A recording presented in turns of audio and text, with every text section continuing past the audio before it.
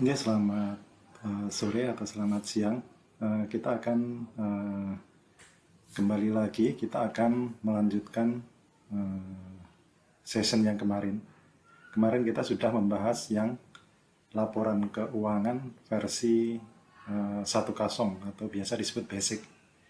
Jadi sebenarnya basic itu kemarin kita sudah jelaskan bahwa basic itu sudah standar ya, maksudnya sudah bisa melakukan atau membuat satu laporan secara keseluruhan sesuai dengan standar yang ada.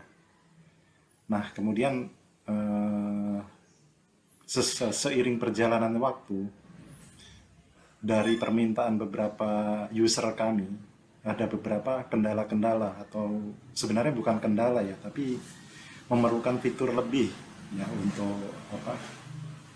untuk operasionalnya. Jadi sebenarnya add-on itu pada dasarnya adalah versi basic. Hanya saja ditambahkan dengan beberapa fitur. Nah, sebelum kita lanjutkan mungkin kita ada sedikit kembali dulu ya ke basic. Ini adalah laporan keuangan basic yang kemarin kita sudah eh, buat. Jadi dari sini sebenarnya sudah cukup lengkap, ada laporannya dan neraca, ada rugi laba, ada perubahan modal, perubahan cash flow, analisa laporan keuangannya, trial balance, buku besar. Nah, itu adalah standar-standar laporan keuangan yang biasanya dipakai oleh beberapa perusahaan. Tapi kalau kita perhatikan di sini, contohnya di trial balance. Di sini ada satu account namanya AR atau piutang sebesar 110 juta. Terus kemudian di sini ada persediaan 20 juta.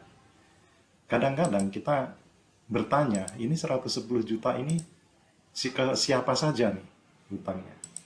Terus kemudian di sini juga persediaan ini ada 20 juta ini persediaan barang apa saja. Nah, di versi ini memang ini salah satu keterbatasan di versi yang basic ya. Jadi kita hanya tahu nilai persediaan kita adalah 20 juta. Tapi kita tidak tahu 20 juta ini terdiri dari eh, produk apa saja. Begitu juga dengan piutang kita 110 juta itu terdiri dari customer siapa saja. Kadang-kadang kan ada banyak customer. Nah, untuk menyiapkan data itu atau mendukung data itu, kita tidak bisa hanya dengan versi yang basic, karena data-data itu tidak disediakan di basic. Kemarin kita sudah jelaskan bahwa yang basic itu uh, sumbernya hanya dari jurnal umum, sedangkan jurnal umum itu informasinya sangat terbatas. Hanya seperti ini. Jadi walaupun itu sudah cukup memadai untuk laporan keuangan, tapi kalau untuk analisa lebih jauh ini masih sangat kurang datanya. Contohnya adalah kuantitinya, nama barangnya kita tidak tahu. Terus customernya kita juga belum, walaupun sudah dicantumkan, belum kita maintain secara lebih detail lagi. Nah, di versi ini kita akan coba buat lebih detail lagi. Jadi kita coba bandingkan nanti ya perbedaan antara yang basic dengan yang add-on. Kita coba bandingkan. Sekarang ini kita coba bandingkan antara versi basic dengan versi add-on 1,2. Oh ya, ini perlu kita jelaskan kenapa kita langsung loncat ke 1,2, kenapa nggak 1,1. Jadi sebenarnya yang kita jelaskan kemarin itu sudah mencakup 1,0 dan 1,1. Jadi kita tidak loncat, tapi kita sudah include jelaskan di yang video sebelumnya. Jadi kita langsung ke versi 1.2. Jadi kalau kita bandingkan versi 1 yang kemarin atau yang basic itu jurnalnya hanya ada jurnal umum. Sedangkan kalau di versi add-on itu kita bisa tambahkan jurnal pembelian dan jurnal penjualan. Jadi ini menurut kita ini sangat penting ya, karena seiring perjalanannya pertumbuhan perusahaan mungkin makin transaksinya makin banyak, terus kemudian juga customernya makin banyak, nilai peredarannya juga makin banyak. Jadi perlu dibuatkan satu pemisahan. Jadi ini sebenarnya hanya dipisahkan sebenarnya nggak masalah dimasukkan dari jurnal umum, tapi kadang-kadang yang sering terjadi itu divisi, kalau perusahaannya sudah besar, ada pemisahan kewenangan. Misalnya pembelian itu ditangani oleh bagian pembelian, penjualan ditangani oleh bagian penjualan. Seperti itu. Jadi ini sebenarnya eh, mungkin nanti akan banyak gunanya karena ini sudah dipisahkan per divisi masing-masing. Nah, hasil yang akan kita harapkan itu nanti kita akan menghasilkan hutang per vendor, hutang per vendor, terus kemudian piutang per customer, terus kemudian buku persediaan secara quantity dan value. Nah, ini datanya kita ambil dari jurnal pembelian dan penjualan. Itulah makanya kita tambahkan dua modul ini, karena kita akan mengharapkan hasil yang subledger atau subledger di bawah ini. Buku hutang, buku piutang, dan buku persediaan. Dan satu tambahan lagi juga, kalau laporan sama ya, ini ada trial balance, segala macam sama. Nah, kemudian di versi ini juga yang beda, ini kita perlu VBA makro dan Power Query. Ini kita pakai Power Query karena kita asumsikan perusahaan ini sudah, transaksinya sudah banyak. Jadi ketika banyak, dengan Power Query itu tidak masalah. Maksudnya tidak akan mengganggu performa.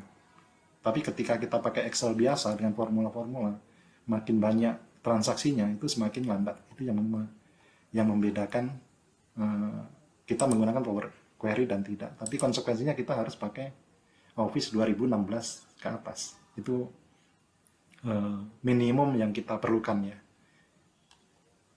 Jadi kita langsung saja. Ini adalah perbedaan-perbedaannya. Sekarang kita langsung ke materi berikutnya.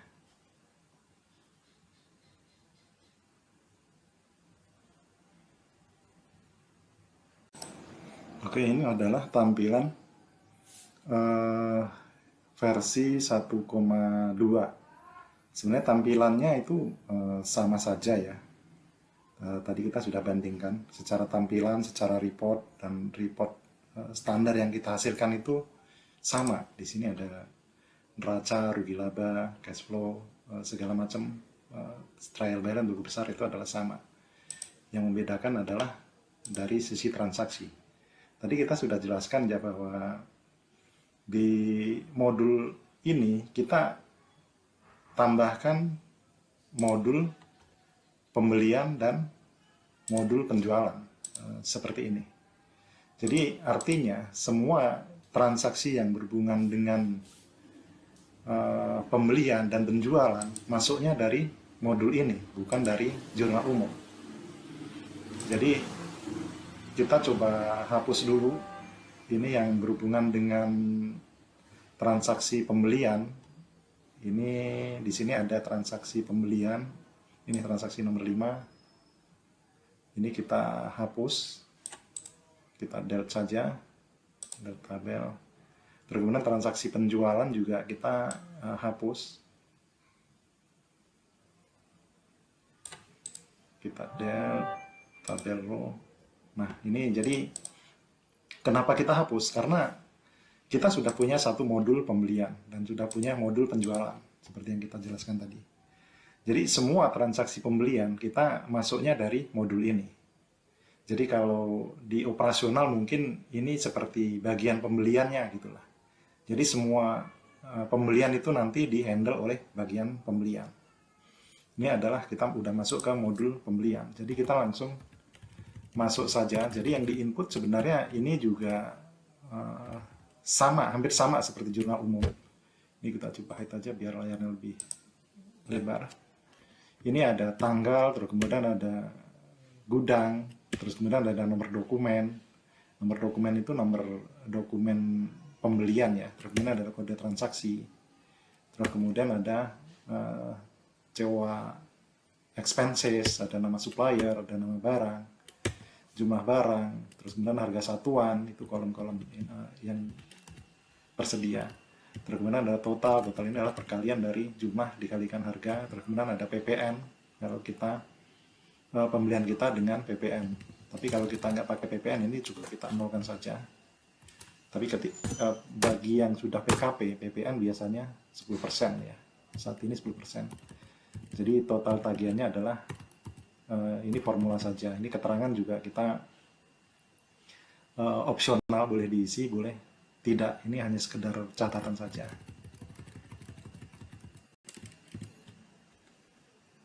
Sekarang kita bahas satu-satu. Kita ini anggap aja tanggal 1 di gudang JKT Sunter itu tadi setup di awal kita sudah pernah setup gudang ya. Ini opsional juga, kalau kita nggak punya gudang kita bisa dikosongkan. Dengan nomor dokumen LBM 001, kode transaksinya adalah pembelian.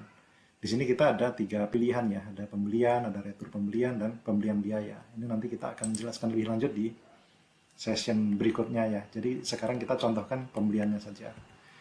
COA expenses ini hanya diisi kalau kode transaksinya adalah pembelian biaya. Jadi karena ini pembelian barang, kita kosongkan. Ini adalah nama suppliernya, terus kemudian ini nama barangnya. Nama barang juga kita sesuai dengan yang sudah kita set up database atau master datanya di awal. Terus kemudian jumlah adalah jumlah yang kita beli. Harga satuan adalah harga yang kita beli. Terus ini PPN kita isi seperti biasa. Nah ini yang menarik dari modul ini adalah kita tidak perlu melakukan jurnal di sini. Jadi kita cukup membuat rekap seperti biasa saja. Jadi kita lanjutkan nomor 2. Kalau yang di basic kan kita harus pembelian kan pasti ada lawannya ya, pembelian debitnya apa, kreditnya apa. Nah di sini kita tidak perlu. Karena nanti sistem sudah membuat jurnal secara otomatis. Kita nanti bisa masuk ke setting jurnal pembeliannya. Jadi misalnya tanggal 2 juga ada pembelian, terus kemudian nomor dokumennya ini, terus kemudian nama supplier, nama barangnya, sama lah seperti itu. Terus kemudian tanggal 10 misalnya saja ada retur pembelian. Retur pembelian itu adalah pembelian yang dikembalikan, atau biasa disebut memang retur. Jadi kalau retur kita cukup tulis angkanya minus saja gitu ya. Nah, terus kemudian ini tadi yang kita sampaikan adalah pembelian biaya. Pembelian biaya itu kadang-kadang dalam satu perusahaan itu ada pembelian itu nggak cuma barang ya. Jadi kadang-kadang kita perlu beli secara kredit. Misalnya listrik. Listrik itu kita sudah pakai, kalau kita pakai metode accrual basis ya. Jadi misalnya listrik sekarang kan biasanya dibayar bulan berikutnya. Nah, itu kita bisa masukkan ke modul pembelian ini. Kode transaksinya adalah pembelian biaya. Terus COA expenses-nya. Nah, ini kalau kodenya adalah pembelian biaya, ini perlu diisi COA expenses-nya. Di sini kita, karena ini pembeli listrik, kita jurnalnya ke electricity. Terus ini suppliernya, ini contoh saja ya. Nanti kita, ini nama barangnya juga listrik. Seperti biasa, kuantitinya kita anggap 1, terus kemudian harga kelihatan 500.000 dan tidak ada PPN, kebetulan, bagian listrik. Nah, itu cara isinya seperti itu. Jadi, dengan data ini sebenarnya kita juga lebih terstruktur ya, lebih rapi. Kita punya satu format pembelian secara khusus. Jadi dari data sini pun kita sebenarnya di bagian pembelian juga sudah cukup terbantu. Kapan kita beli, ke siapa, berapa banyak, ini kita tinggal filter, tinggal ekstrak atau tinggal copy, datanya sudah ada semua. Nah, dan di sini nanti kita juga tidak perlu membuat jurnal. Ini karena nanti jurnalnya langsung masuk ke trial balance. Nanti kita akan jelaskan lebih lanjut ya. Tapi di sini kita tidak perlu input jurnal. Jadi jurnal secara otomatis. Nah ini kita juga hanya contoh, kita hanya mencontohkan 5. Jadi ketika nanti ada banyak pembelian, ini nggak masalah ya. Kita tulis saja terus gitu. Nggak perlu pakai batasannya juga cukup banyak ya. Kita sesuai dengan batasan Excel saja. Jadi ada yang tanya juga kemarin ada berapa banyak transaksi yang bisa dimasukkan. Jadi ini transaksinya sebatas baris Excel. Jadi kalau baris Excelnya itu ada 1 juta, mestinya 1 juta transaksi juga bisa masuk, nggak masalah. Dan kita juga sudah pernah nyoba dengan ribuan transaksi, nggak ada masalah. Jadi kita masukkan saja semua data pembelian di sini, formatnya seperti contoh ini. Nanti jurnal akan otomatis dibuat oleh sistem. Nah ini bagi yang bagian pembelian kan kadang-kadang tidak mengerti jurnal ya, karena mereka bukan accounting dan tidak terlalu paham jurnal. Mereka hanya membuat rekap seperti ini saja sudah cukup. Kita nanti bisa setup di jurnal. Jurnalnya mau dilarikan kemana gitu. Dan nanti kita jelaskan lebih lanjut. Ini dari pembeliannya. Nah, selanjutnya kita masuk ke penjualan. Kalau tadi kan ada transaksi pembelian, nah sekarang kita masuk ke penjualan. Ini juga kita minimize saja biar lebih lebar layarnya. Ini penjualan itu sebenarnya juga sama persis dengan pembelian, hanya terbalik saja. Jadi yang perlu diisi adalah pertama tanggal, kedua tentu saja adalah gudang. Ini sebenarnya opsional ya, nggak wajib. Kalau kita hanya satu gudang nggak perlu diisi juga nggak apa-apa. Terus salesman, kadang-kadang bagian penjualan itu punya banyak sales. Nanti ini kita bisa, data ini kita bisa masukkan. Jadi nanti kita bisa analisa lebih jauh tentang performa penjualannya. Jadi kita masukkan dulu data-datanya. Terus kemudian nomor dokumen biasanya adalah nomor invoice kita. Terus kemudian, nah ini kode transaksi. Kita transaksi itu kita ada bagi ya, ada penjualan, ada retur penjualan, ada sampel, ada ekstra, ada penjualan jasa. Nah, penjualan itu adalah penjualan yang normal, jadi penjualan barang dagangan kita. Terus kemudian kalau di sini ada retur, itu juga sama kayak pembelian tadi. Retur itu adalah pembelian yang dikembalikan oleh customer kita. Nanti nulisnya juga dibuat minus ya, kuantitinya. Terus kemudian sampel dan ekstra itu hampir mirip ya. Kadang-kadang kalau kita punya jualan itu kadang-kadang ada mengeluarkan barang tapi tidak dijual, tapi untuk sampel atau juga bisa jadi ekstra gitu. Itu nanti kita sudah mengakomodir itu. Dan penjualan jasa ini adalah jika produk kita bukan berupa barang. Nah ini biar lebih jelasnya kita ada beberapa contoh. Yang nomor satu adalah penjualan tanggal 5, invoice nomor 1, nama customernya Andara, nama barangnya adalah baju, jumlahnya adalah 10, harganya adalah 50. Dan di sini juga ada PPN. Jika kita jual pakai PPN, jika kita PKP kan tentunya ada PPN yang harus kita terbitkan ya, ada waktu pajak yang kita terbitkan. Dan di sini juga ada tombol, ada shortcut untuk diskon kalau kita ada penjualan diskon. Ini opsional juga, kalau nggak ada juga kita bisa kosongkan saja. Terus kemudian tanggal 6 kita juga ada transaksi invoice nomor 2, penjualan juga, nama customernya adalah Mitra, terus nama barangnya adalah sepatu, jumlahnya 5, harga satuannya adalah 100. Selebihnya ini dihitung secara formula Excel ya. Terus kemudian transaksi ketiga kita ada sampel, kita kasih contoh sampel, nama customernya adalah Maju Mapan, sampel barangnya adalah baju. Nah ini karena sampel harganya kita kosongkan saja, karena biasanya sampel itu tidak ada harga. Kita tidak tagih, tidak terbitkan invoice. Dan juga sama, ekstra juga tidak ada nominal harganya, kita kosongkan saja. Terus kemudian ini juga kasih transaksi yang kelima adalah penjualan jasa. Penjualan jasa itu kadang-kadang kita perusahaan kita itu juga di samping menjual barang, kadang-kadang juga menjual jasa. Ini kita juga sudah di versi ini juga sudah mengakomodir jika kita jualan kita berupa jasa. Jadi ini juga saya rasa juga sama seperti pembelian tadi. Ini sengaja kita pisahkan di satu sheet, itu hanya khusus untuk mencatat atau merekap transaksi penjualan. Jadi penjualan ini juga bisa banyak sekali transaksinya. Ini kita sudah coba sampai ribuan transaksi, nggak masalah ya. Karena ini nanti kita pakai Power Query, nanti kita tunjukkan juga bagaimana cara kerja Power Query-nya. Nah ini saya rasa juga cukup mudah, karena ini harusnya yang mengerjakan rekap ini adalah bagian sales atau salesman-nya atau bagian penjualannya atau admin sales-nya atau bagian-bagian terkait lah. Jadi mereka sebenarnya tidak perlu mengerti akuntansi, tidak perlu mengerti jurnal pun bisa kalau hanya sekedar isi transaksi ini, karena ini kan hanya rekap-rekap seperti biasa, seperti ini. Ini kita bisa nanti kalau ada transaksi ke-6 misalnya, kita bisa tulis di sini di bawahnya, itu tinggal diketik biasa. Ini kita ketik tanggalnya, misalnya tanggal 25, seperti itu. Ini lokasi gudangnya kita bisa pilih seperti ini. Salesman-nya kalau ada, kemudian nomor dokumennya adalah nomor invoice, misalnya saja invoice 003 misalnya, seperti itu cara isinya. Nah ini adalah transaksi penjualan. Seperti itu. Terus kemudian customer juga kita bisa pilih. Kalau kita sudah setup data tadi. Nah, kita misalnya kita jual apa nih? Kita sudah input transaksi pembelian dan penjualan ya. Jadi apa yang akan kita harapkan atau hasil yang dihasilkan dari metode ini? Jadi tadi seperti kita sampaikan bahwa kita akan mengharapkan hasil seperti laporan hutang, laporan piutang, laporan persediaan. Nah, sekarang kita mau lihat hasil dari yang kita input tadi. Nah, di sini sudah ada shortcut subledger namanya. Jadi di subledger itu ada yang namanya kartu hutang.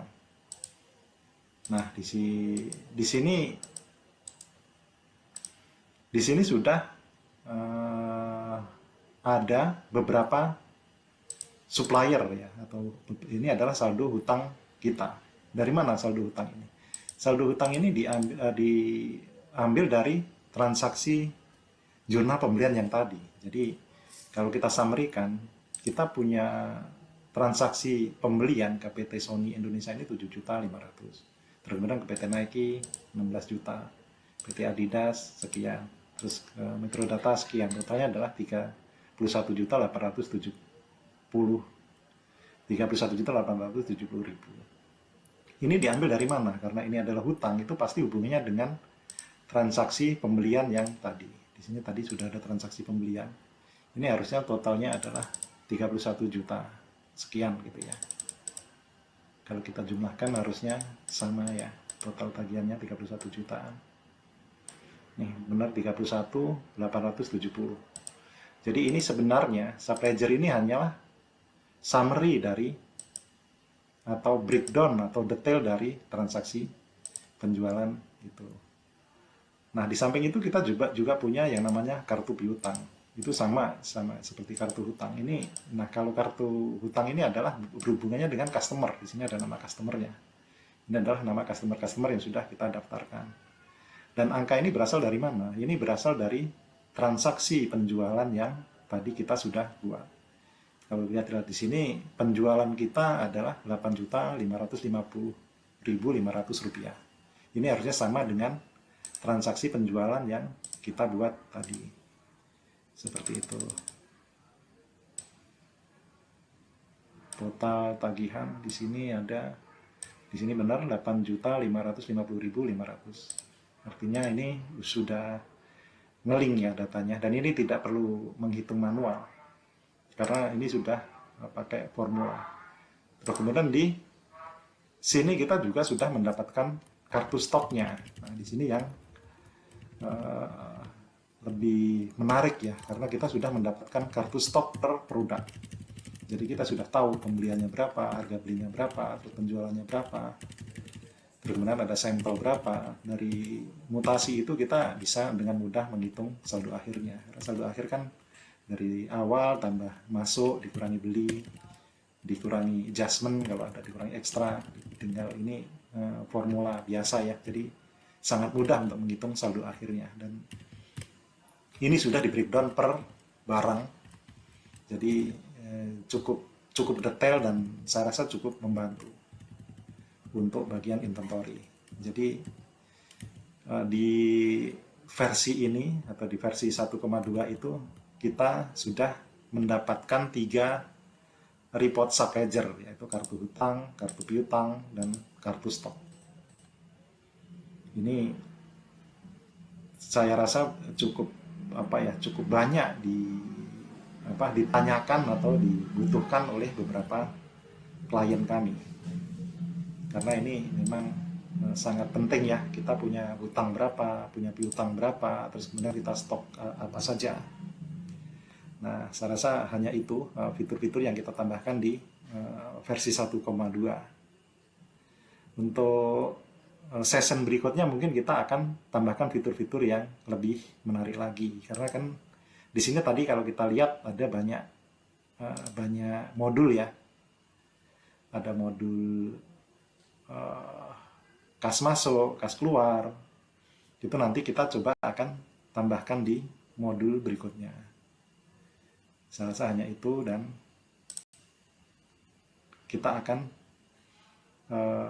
bahas di session berikutnya dengan fitur-fitur yang lebih menarik lagi.